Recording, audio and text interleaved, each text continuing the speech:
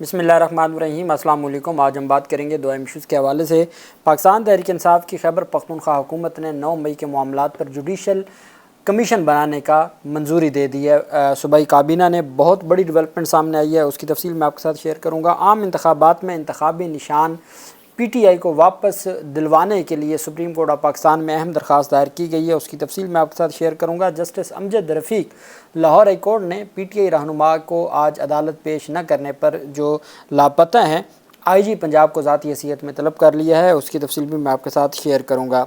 आज आप जानते हैं कि इद्दत निकाह केस से मुतल्लिक जो फ़ैसला आया, दरख्वास्तों पर फ़ैसला था, अपीलें ज़ेर इल्तवा हैं, उस पर पाकिस्तान तहरीक इंसाफ का जो रद्द-ए-अमल सामने आया है। पाकिस्तान तहरीक इंसाफ ने इद्दत में निकाह केस की अपीलों पर एडिशनल अदालत का फ़ैसला मुस्तरद कर दिया। इमरान खान और बुशरा बेगम के ख़िलाफ़ इद्दत में निकाह केस में सज़ा मुअत्तली के ख़िलाफ़ दरख्वास्तों पर फ़ैसला सुना दिया गया। एडिशनल सेशन जज अफजल मजोका ने सज़ा के ख़िलाफ़ अपीलों पर फ़ैसला सुनाया, जो 10 सफ़ात पर मुश्तमिल है। अपीलों पर फ़ैसला 25 जून को महफूज किया गया था। PTI तर्जमान ने फ़ैसले पर रद्द-ए-अमल देते हुए कहा कि फ़ैसला सरीहन नाइंसाफ़ी है, मुकम्मल तौर पर मुस्तरद करते हैं। जज अफजल मजोका के फ़ैसले के ख़िलाफ़ हाई कोर्ट से रजू करेंगे। अच्छा, अब जिस सेक्शन के तहत इमरान खान को सज़ा दी गई है वो है मियाँ बीवी को मियाँ बीवी का एक दूसरे को धोखा और फ्रॉड करना एक दूसरे के साथ।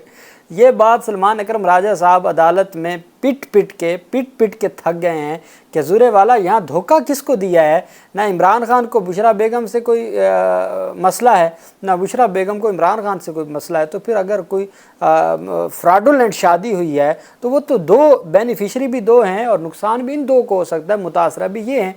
तो भाई आपने केस किस पे किया है, किस चीज़ का केस है, कोई समझ नहीं आती। और ये एक सिलसिला है जो जारी है। यही वजह है कि पाकिस्तान तहरीक इंसाफ ने इसको मुस्तरद किया है। और पाकिस्तान तहरीक इंसाफ ने कहा है कि इब्तिदा से लेकर आज तक हर मौका और हर कदम पर कानून और इंसाफ की धज्जियाँ उड़ाई गई हैं।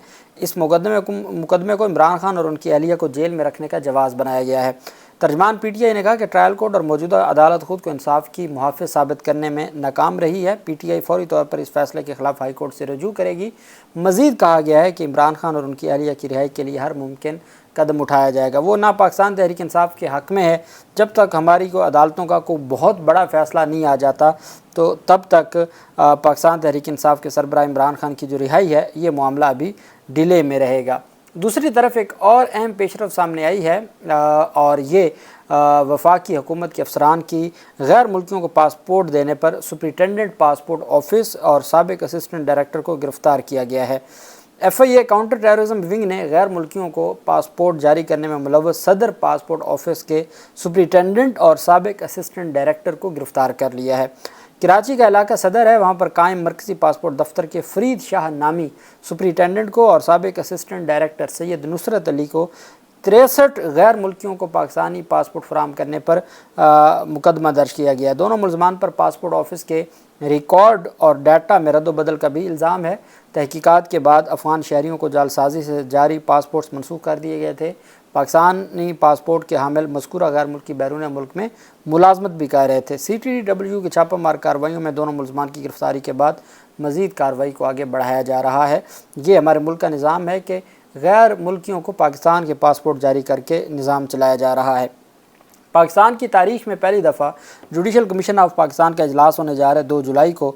और काजी फ़ाज़ साहब, मंसूर अली शाह साहब, जस्टिस मुनीब अख्तर साहब, जस्टिस याहिया अफरीदी साहब, जस्टिस अमीनुद्दीन खान, जस्टिस मंजूर अहमद मलिक रिटायर्ड जज, जस्टिस सरदार तारिक मसूद रिटायर्ड जज, आज़म नज़ीर तारड़, मंसूर उस्मान अवान, शुएब अहमद मलिक जो मिनिस्टर ऑफ लॉ हैं पंजाब के, और अख्तर हुसैन जो मेंबर हैं पाकिस्तान बार कौंसिल के, और असद महमूद अब्बासी जो मेंबर हैं पंजाब बार कौंसिल के। ये 12 मेंबरान हैं chief justice Lahore high court की तैनाती के लिए जुडिशल कमीशन के मेंबरान। पहली दफ़ा ऐसा हुआ है कि सीनियर जज को चीफ जस्टिस लगाने की बजाय 3 नामों पर गौर किया जाएगा।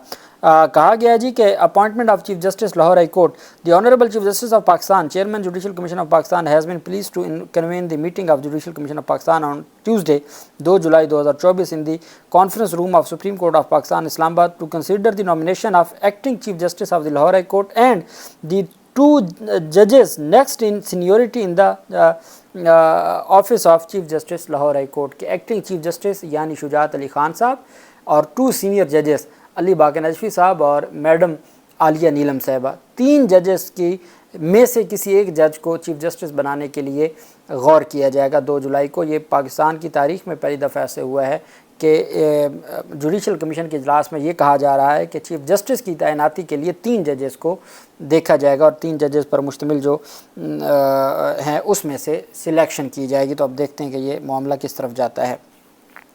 دوسری طرف پاکستان تحریک انصاف کے سربراہ عمران خان، شاہ محمود قریشی اور باقیوں کے خلاف بریت کی درخواستوں پر فیصلہ محفوظ کر لیا گیا ہے۔ اسلام آباد کی ڈسٹرکٹ اینڈ سیشن عدالت نے آزادی مارچ توڑ پھوڑ کیس میں تھانہ آبپارہ میں درج 2 مقدمات میں عمران خان، شاہ محمود قریشی اور فیصل جاوید وغیرہ کی درخواست بریت پر فیصلہ محفوظ کیا ہے۔ جوڈیشل مجسٹریٹ یاسر محمود نے سماعت کی۔ پی ٹی آئی وکلا سردار مصروف اور مرزا عاصم بیگ عدالت میں پیش ہوئے۔ وکلا نے دلائل دیا کہ ایف آئی آر مجاز اتھارٹی کی جانب سے درج نہیں کروائی گئی، اگر ٹرائل ہو بھی جائے تو سزا ہونے کے امکانات نہیں ہیں۔ پروسیکیوشن کے پاس کوئی ثبوت موجود نہیں ہے سوائے پی ٹی آئی کے جھنڈوں کے۔